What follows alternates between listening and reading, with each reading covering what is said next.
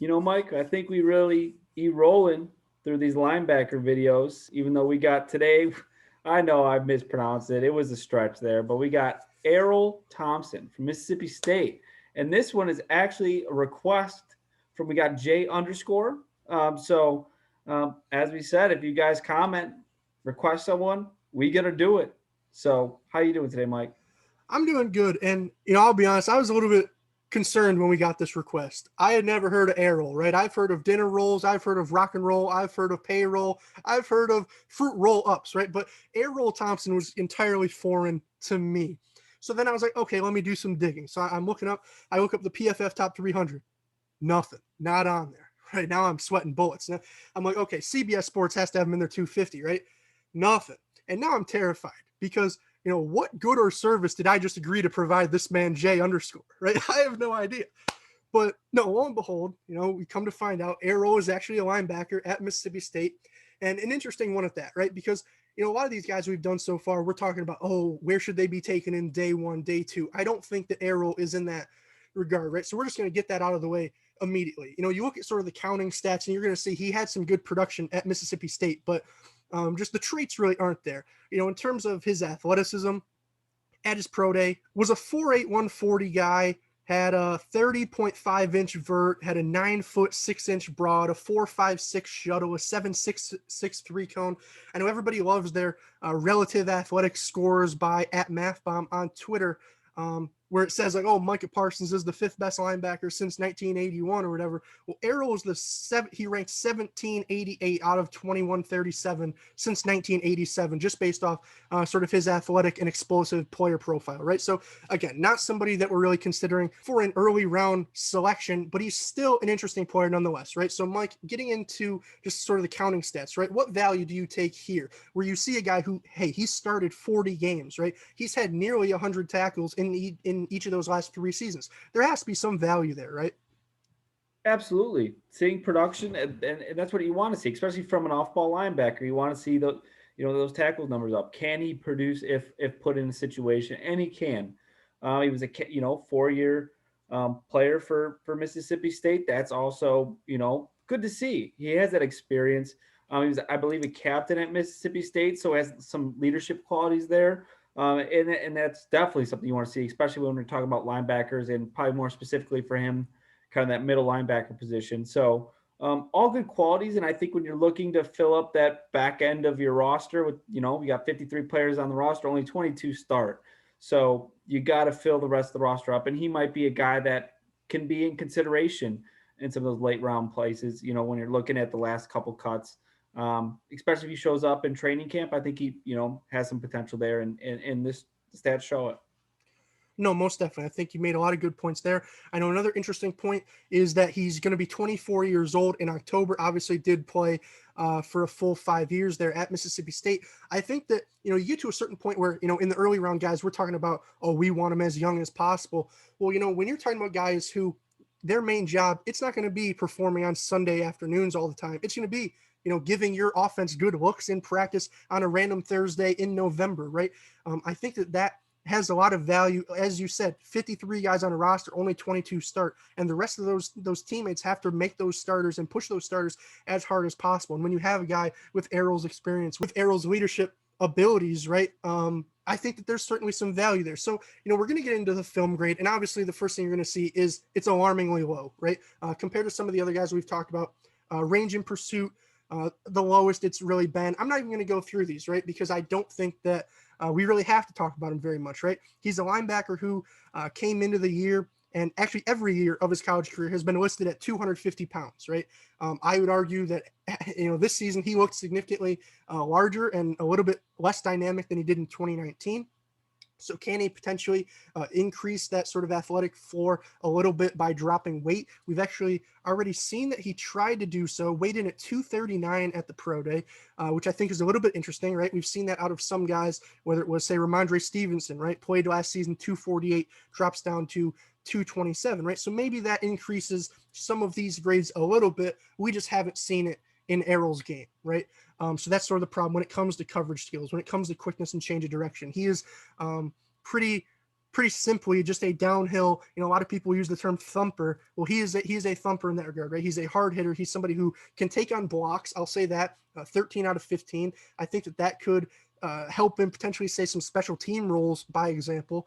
But no, I don't think he's necessarily somebody that you're going to want out there on a play-to-play and day-to-day basis, really outside of refining your team and rounding out your roster, if that makes sense. So obviously not to the caliber necessarily of all the players that we've talked about yet, but if we were grading 600 players, he'd be in the top 50%, right? If we were talking about 1,000 players, he'd be in the top 30%. So just relative to the guys, as we get into the big board and you see, oh, he's the bottom player. Well, if we graded everybody who played college football this year, he'd probably be in the top 5%, right? You're talking about a guy who started a ton of games, who was a captain, who was super productive.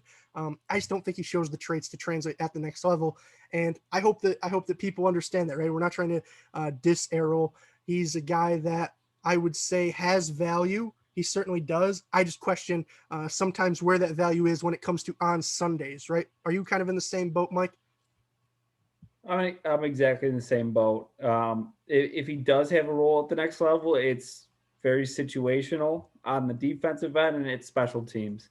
We could always be wrong. There's always, undrafted 7th, 6th round players that outproduce, but just with he has a nice build, but that athleticism and kind of what he showed, even after dropping, 11 pounds off his playing weight, he still was at the lower tier, and it's just hard to make it back from there. So, especially the way the league is going, it's a passing league by every means, and it's just he very much lacks there, and kind of that thumper role is fastly fading, I think, in today's NFL. So it's hard to see where he really fits in the league we currently are in. So no, I'm right there with you. Maybe and I guess when you're getting down to the 7th, 6th round grades, undrafted grades, I think it's, you can give it or take a couple points here and there. And I think it's, you take him in the 6th round, anywhere from 6 below. It's anyone's ball game. Do you see certain traits you like? If you really are looking for that thumper, someone that might be able to, just produce, 3rd and short situations, maybe take a chance on him. Or it's probably more for practice situations, putting, players out there. But that's where Thompson belongs. So. No, I agree. I will say, maybe if he can rekindle some of that 2019 tape that I thought he looked a little bit better in, just from the one game I watched. There wasn't a ton out there. I thought, maybe if he would have declared last year, he would have been potentially more highly regarded. I did just think that he looked significantly heavier. And, when I say significant for a linebacker, that could be 5 pounds, right? I just don't really buy that he was 250 out there, because he just did look a lot bigger and slower, in my opinion. And that's not even necessarily a fault of his own, right? To kind of personalize this a little bit, having my senior season been canceled, I can kind of relate, right? Like, over the summer, we're having Zoom meetings where our position coaches are asking, like, hey, does anybody here have access to a bench press, right? And half the guys raise their hands. Who has access to a squat rack? A quarter of the guys raise their hands. Who has a backyard or a field or a track where you can do conditioning drills? And obviously more guys raise their hands, but it was a struggle, right? So I can understand maybe why his game might have taken a step back going from 2019 to 2020. The only question then is, now, after having dropped that weight, could he potentially sort of make that up? Could he return to that 2019 form, if not build upon it? I know it's going to be tough for a guy like him who's further along in that sort of development cycle. Obviously, as I said, going to be 24 years old, really just a month and a half into next season. But I also think there's some value in that, right? Like Mike said, those 6th, 7th, and undrafted grades, those are so tight. When you're looking for guys that, hey, what can he add to our roster? I think just adding a good dude, a guy who can play the game well, a guy who can bring that experience, bring that those sort of leadership qualities. I think that there is some value in that, right? So is he a 7th round pick? Is he a 6th round pick? Is he a priority free agent, right? Not entirely sure in that regard. But I think that he most certainly should probably be, right? Obviously, if just because PFF doesn't have him in their top 300 or CBS doesn't have him in their top 250, doesn't mean that he won't be drafted nor shouldn't be drafted. I just think that you have to sort of look past the value of, okay, we're getting starters at this point. No, those guys are done. Now we're on to sort of the rounding out the roster, right? So with that being said, Mike, do you have anything else, or are we kind of good here? I think we're good. And, if you think we've done a good job, rounding out the linebackers, we have a couple more going. But if you think there's more linebackers we should do or other positions that we've done that we haven't really maybe fully rounded out that position, let us know. Comment. Just like we got Thompson here because someone commented J underscore. So we enjoyed doing this. And if you guys have someone you'd like, just get someone else's opinion on, that's what we're here for. And if you want us to do someone, and maybe you could also just subscribe. We're almost 100. We're at 84. I think that's close to 100. We enjoy doing this, so hopefully 100 people at least enjoy watching these videos. So with that, Mike, got anything else?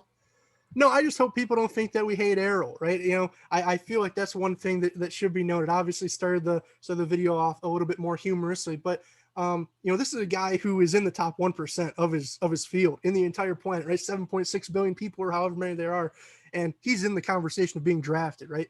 And only 270 guys are every year. So don't think that, oh, he's 12 points lower, 13 points lower than Darryl Slayton, he sucks. Well, that's a relative term, right? Because to my Division II team, or to your high school team, whoever's watching this, depending on your football experience, Erroll would be far and away the best player, right? So that's just relative in a sense. I just don't want people to come away with this thinking we hate on this guy. I actually really appreciate the suggestion from Jay, because this is really when you learn about your scale, right? We're so used to just giving everybody high marks in all these categories. Well, you really find stuff out and test things when you get some more radical suggestions, right? And obviously, this is the first time that Mike or I have graded this many prospects. Previously, I think the most I've done was 42, and it was on a completely different scale, not nearly one as sort of number intensive as this one. So it's interesting to sort of dive deeper into the class and find deeper guys like Erroll Thompson that no, maybe they're not going to be a starter, but they could most certainly make a difference on your team or in your locker room in some capacity. So with that being said, I think we're mic'd up, and now we're micing out. Peace, guys. Doses.